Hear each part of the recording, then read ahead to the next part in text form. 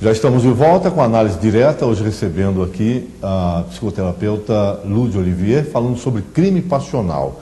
E eu queria saber da Lu, né, sobre a premeditação do crime. Né? Esse é um crime realmente premeditado ou pode acontecer por acidente no momento de uma exaltação do casal? Né? Então, pode até ser um momento de exaltação, um momento em que se descobriu uma traição, enfim, alguma coisa assim. Mas eu sempre digo que há sinais, né? Então a gente tem que ver também os sinais que são passados ao longo da relação, e aí acaba sendo meio premeditado, sim, porque eles vão insistindo, né? Teve uma briga hoje, uma discussão amanhã, aí tomou um tapa não sei em que dia, e isso vai sendo uma sequência.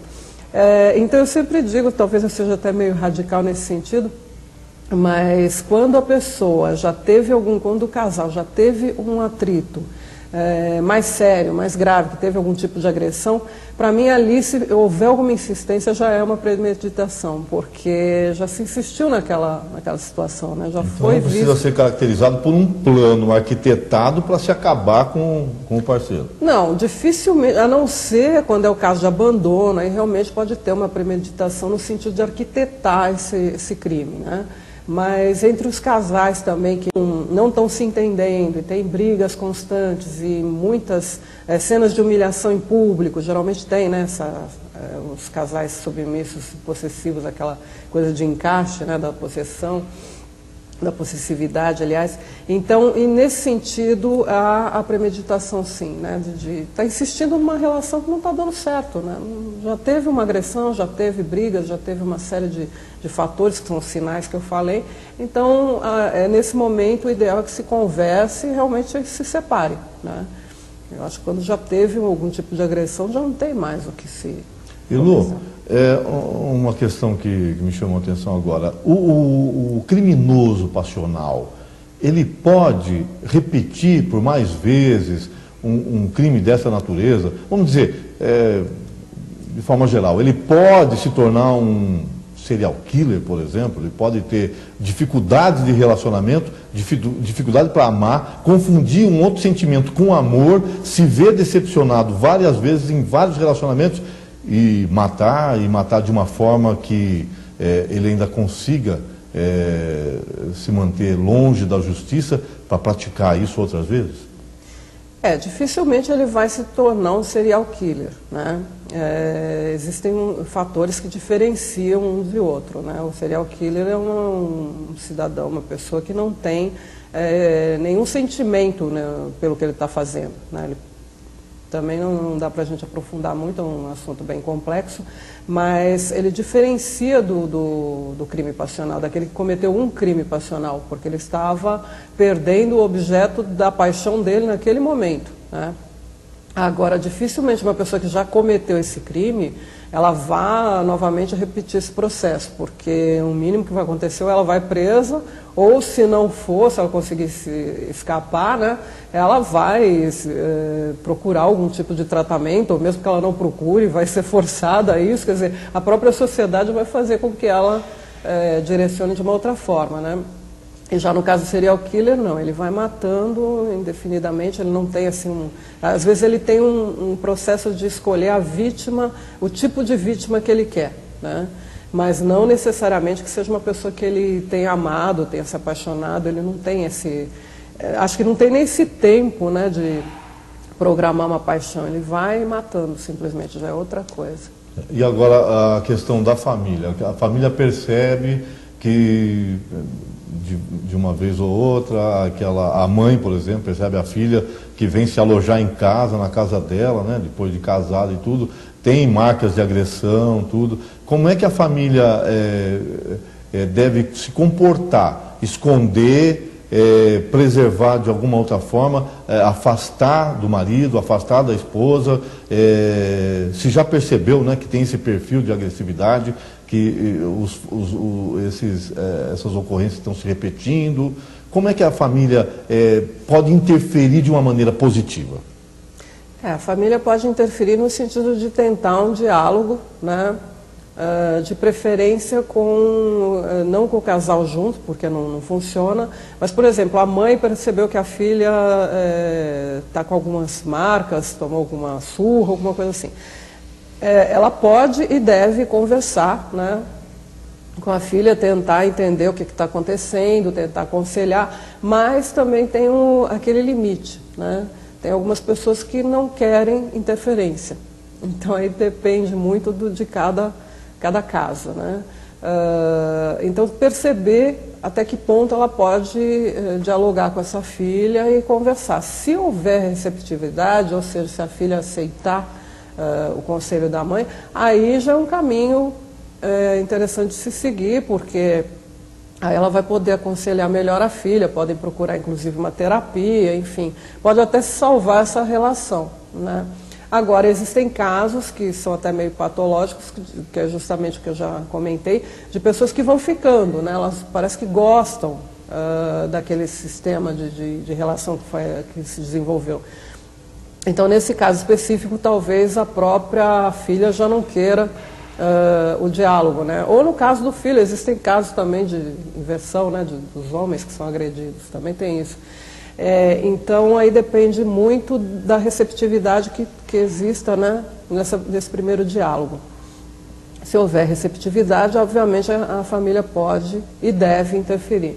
Agora, se não houver, aí já é uma coisa de deixar realmente o casal tentar, né, para se acharem eles mesmos, se perceberem. Na sua opinião, é possível reverter esse desejo de eliminação, né, do companheiro, da companheira, né, por parte daquele que está ofendido?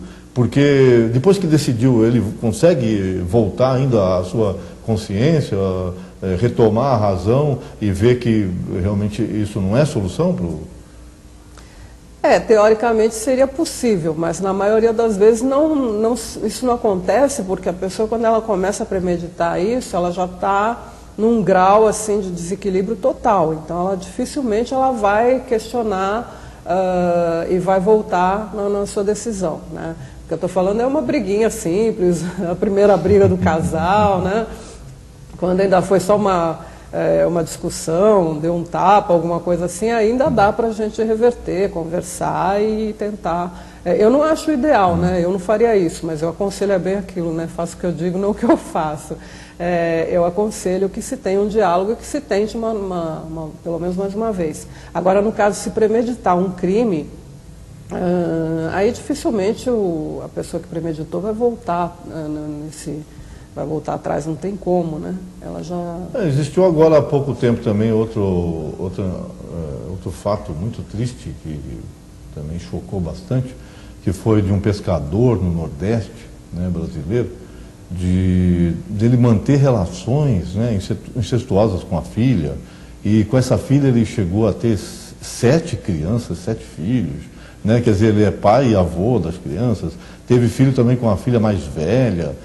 Existe o que aí existe o incesto, existe uma doença psicológica, né, fatalmente, né? Mas se essa pessoa, essa mulher, viesse casar, ele vai ter ciúmes do genro, ele vai querer acabar com essa família também? Seria um crime passional também, familiar? Seria, se a gente for analisar o esquema todo, essa família toda é doente, né? Não dá para se falar que seja um só, porque existem casos, inclusive, de crianças muito pequenas que começam que os pais começam a fazer algum tipo de intervenção, né? E no final isso se torna realmente uma patologia familiar, né? Se torna um distúrbio familiar. Aí como é que a gente vai lidar com isso? Não tem como, por exemplo, a gente dizer que essa moça vai casar, porque ela já está tão envolvida também que dificilmente ela vai conseguir sair, né, desse sistema. E se sair, pode realmente haver uma revolta do pai, né? Eu digo pai porque a gente sempre fala, né? Isso que eu estou falando é uma coisa meio machista. Mas existem casos de mães também que têm casos incestuosos com os filhos, né? Então, o adulto envolvido, né, nesse incesto, pode realmente se revoltar, né, e causar um dano maior e realmente cometer algum crime. Então, aí já é uma família toda que é desestruturada que a gente precisa trabalhar com todos os familiares. Eu trouxe aqui para a gente alguns livros da autoria dela, né? Tem esse aqui, que é o Distúrbios Familiares. Vamos pedir para mostrar aqui direitinho lá. Distúrbios Familiares. Você estava dizendo que esse livro aqui é o que tem a ver com essa questão que nós estamos tratando hoje, né? Ele fala de casamento, divórcio, traições. E tem esse outro aqui, que é o Distúrbios de Aprendizagem e Comportamento. Esse aqui já sai um pouco desse plano. Ele também fala desses tipos de distúrbios, de compulsão, por exemplo, de toque, mas como se fosse um dicionário. Ele tem uma linguagem bem simples e tem todos os sintomas, os tratamentos dos distúrbios de aprendizagem e comportamento. E esse aqui, o pequenininho, já é para deixar essa questão de agressividade em casa de lado, né?